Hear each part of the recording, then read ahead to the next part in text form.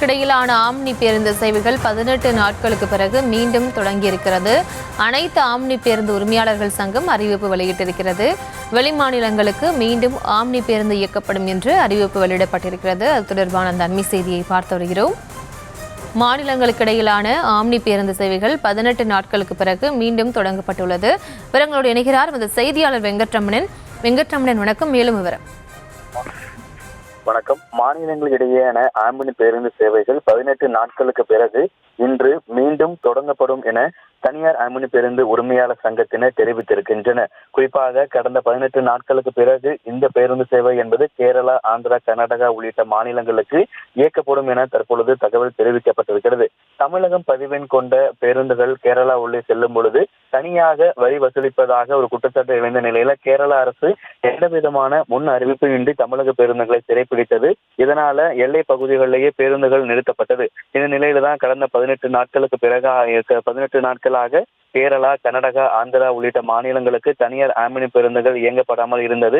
இந்த விவகாரத்துல தமிழக தனியார் ஆம்புலன்ஸ் பேருந்துகளுடைய அது பேருந்துகள் இயக்கக்கூடிய உரிமையாளர்கள், ஓட்டுநர்கள் உள்ளிட்ட பல பேருடைய வாழ்வாதாரம் பாதிக்கப்பட்டிருப்பதால இந்த விவகாரத்துல தமிழக அரசு தலையிட்டு உரிய நடவடிக்கை மேற்கொள்ள வேண்டும் என தனியார் ஆம்புலன்ஸ் பேருந்து உரிமையாளர் சங்கத்தினர் ஒரு கோரிக்கை வைத்திருந்தனர். இந்த நிலையில்தான் இன்றைய தினம் போக்குவரத்து துறை அமைச்சர் மற்றும் போக்குவரத்து துறை ஆணையர் அவர்களிடம் இந்த விவகாரம் குறித்து முதல்வரிடம் எடுத்து சென்று நல்ல தீர்வை ஏற்படுத்தி தருவதாக உறுதி அளித்ததன் அடிப்படையில் கேரளாவுக்கு செல்லும் ஐயப்பன் பக்தர்களுடைய நலனை கருத்தில் கொண்டும் மாநிலங்களுக்கு இடையேயான ஆம்புலன்ஸ் பேருந்து சேவைகள் இன்று முதல் இயக்கப்படும் என தற்பொழுது தனியார் ஆம்புலன்ஸ் பேருந்து உரிமையாளர் சங்கத்தினர் தெரிவித்திருக்கிறார்கள். கிட்டத்தட்ட கேரளா மட்டும் இல்லாமல் தமிழகம் பதிவெண் கொண்ட ஆம்புலன்ஸ் பேருந்துகள் கேரளா, கர்நாடகா செல்லும் பொழுது ஏற்கனவே ஒட்டுமொத்தமாக ஒரு வரி கட்டியிருந்தாலும் மாநிலத்துக்கு அந்த மாநிலம் செல்லும் பொழுது கூடுதலாக வரி செலுத்த வேண்டும் என்கின்ற ஒரு நிர்பந்தம் என்பது ஏற்பட்டது.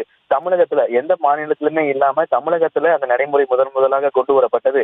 கேரளா, கர்நாடகா, ஆந்திரா பதிவெண் கொண்ட பேருந்துகள் தமிழகத்துக்கு வரும்பொழுது கூடுதலாக வரி செலுத்த வேண்டிய என்ற கட்டாயத்தால் தான் நாங்களும் அந்த வரியை செலுத்த கேட்கிறோம் என கேரளா மாநிலம் தெரிவித்திருந்தது. இந்த நிலையில தான் ஐயப்ப பக்தர்கள் நலனை கருத்தில் கொண்டு 18 நாட்களுக்கு பிறகு மீண்டும் மாநிலங்கள் இடையேயான ஆம்புலன்ஸ் பேருந்து சேவைகள் இன்று முதல் தொடங்கப்படும் என தனியார் ஆம்புலன்ஸ் பேருந்து உரிமையாளர் சங்கத்தினர் தற்பொழுது அதிகாரப்பூர்வமாக தெரிவித்திருக்கிறார்கள்.